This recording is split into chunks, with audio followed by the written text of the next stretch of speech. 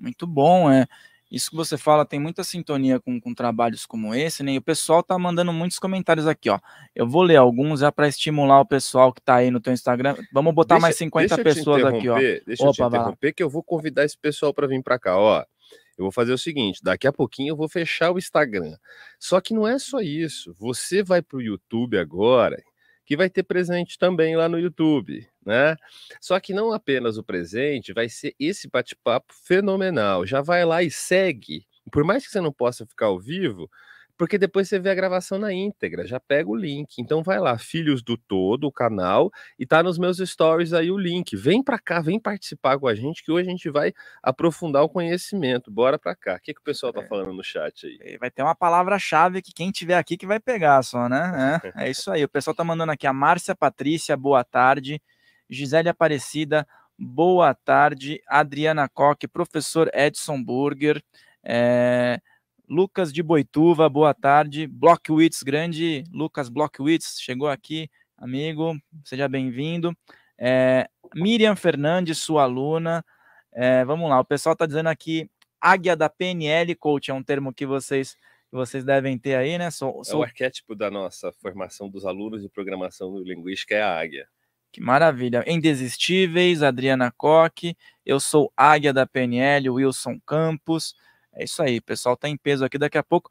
Pessoal, manda perguntas aqui que nós vamos selecionar um tempo para poder passar para o Edson aqui, tá certo?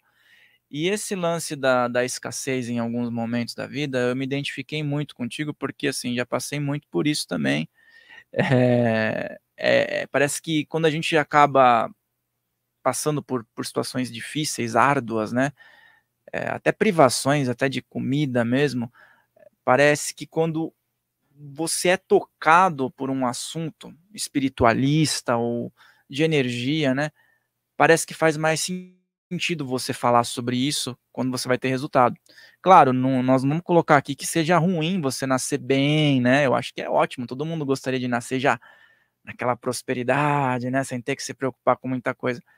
Mas o que eu percebo é que todos os exemplos, por exemplo, que nós até conversamos na outra sala, de pessoas que deram esse boom, que falam com propriedade sobre o assunto, tem alguma história difícil que provavelmente vem dos antepassados que, cara, eu acho que assim, tem hábito teu, hábito meu, hábito dela, que a gente nem sabe de quem veio, né? Exatamente. A própria psicologia trabalha isso como transgeracionalidade.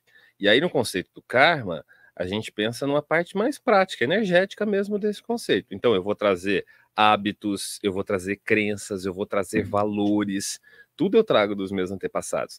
Aí a gente entra na questão da escassez. Pensa comigo, cara. Quantas pessoas tem no mundo hoje?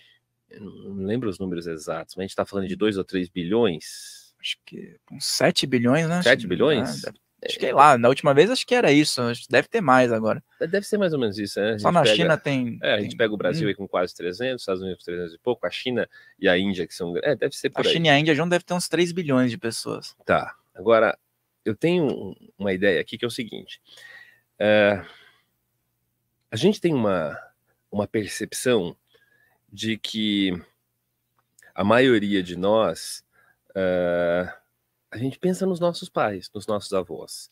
A gente esquece de toda essa linhagem. Eu sou descendente de lituanos. Né? O meu avô ele veio da Lituânia, Lietuva, que fica lá no leste europeu. Né? Fica nos Bálticos, são os países bálticos. Tem a Polônia, a Lituânia, a Letônia e a Estônia. São os países que ficam do lado da Rússia, perto da Dinamarca e tal. Eu tenho também um avô que veio da Alemanha, o pessoal que veio da Itália e tal. Quando a gente pensa em vir da Europa hoje, a gente pensa numa... Pô, eu sou descendente de europeu, povo civilizado, né? Um país, um continente de primeiro mundo, mas essa é uma falsa percepção que nós temos. Porque o meu avô, ele não saiu de um país civilizado e próspero. O país ainda estava em construção. Só que eu fui lá e eu fui pesquisar a história da família, como era. Na verdade, o meu avô, os antepassados próximos ali, 100, 200 anos atrás dele, pouquinho atrás aqui, nós éramos servos. Nós tínhamos um senhor feudal que era dono da gente, da nossa família. Então tinha um senhor feudal que era dono de tudo aquilo. E eu me lembro nos livros da escola, quando eu estudava história, e falava de feudalismo, parecia uma coisa tão distante. Como assim servo? Alguém ser dono de alguém? Como pode isso? E tinha uma coisa que marcou para mim, que eles falavam, por exemplo, que o senhor feudal, ele tinha o direito de ter a primeira relação sexual com a mulher virgem de um dos seus servos, antes do casamento. Isso marcou na minha cabeça. Eu falei, como assim? Parecia meio maluco. Tem um filme, uma série, que está na Netflix. Eu não sei se é a... Como é? Tem um que Kingdom, não é? Não. É uma série espanhola. Sim, a Catedral do Mar. A Catedral do Mar. Linda essa série. E acontece isso, se eu não me engano, cara. Eu não sei se é a Catedral do Mar ou é uma outra da mesma produção. Essas produções históricas espanholas, elas são incríveis. E que mostra uma cena como essa, cara. E eu fui lá conhecer.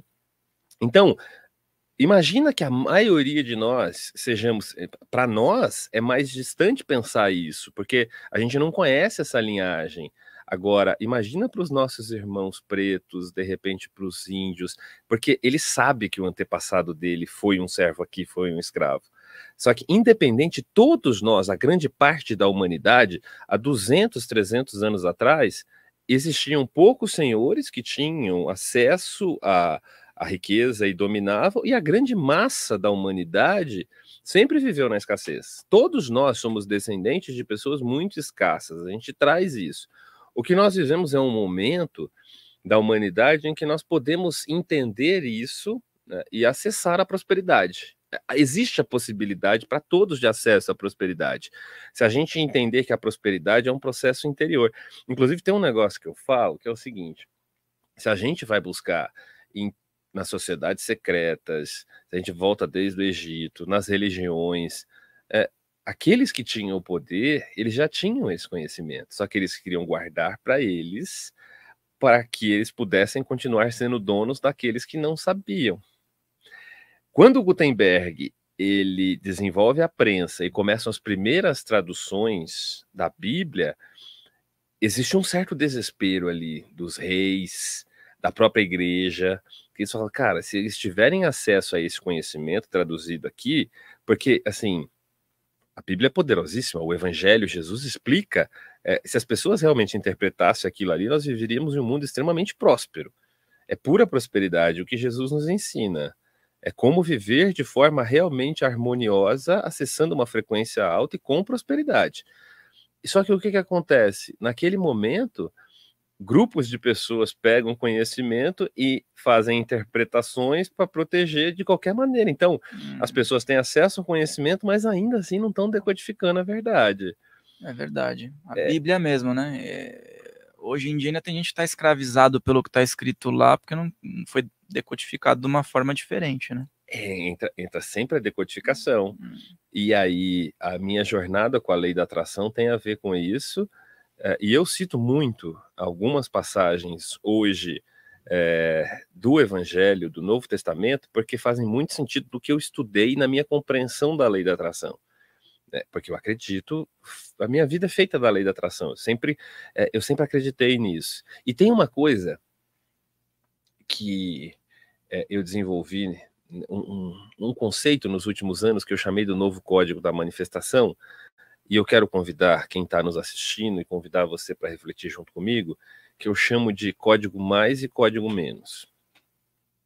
É prosperidade e escassez, é expansão e contração, é evolução e involução. Não existe meio termo. Ou eu estou indo para cima ou eu estou indo para baixo. Ou eu estou crescendo ou eu estou morrendo. Ou eu estou expandindo ou eu estou contraindo. Eu estou em um dos dois caminhos. E Jesus, ele ensinou para nós todas as leis, de forma metafórica, de formas diferentes. E em Mateus 13:12, ele fala isso de uma forma poderosa. E foi para mim, durante muitos anos eu briguei com Deus por conta disso, porque eu não aceitava. Por que você fez isso? Eu falava. Por que tem que ser assim? Por que você não dá pro pobre? Por que você não ajuda o pobre? Porque eu fiz voto de pobreza, eu fui franciscano, assim, eu gostava, eu vivia a essência de Francisco, eu queria ser Francisco, eu queria tirar a roupa e sair para a rua fazendo voto de pobreza que nem ele. Irmão Sol, Irmão Lua foi um filme que eu assistia, e quando eu comecei a entender espiritualidade, eu fiquei meses sem encostar em dinheiro, porque hoje eu entendo Francisco de outra forma.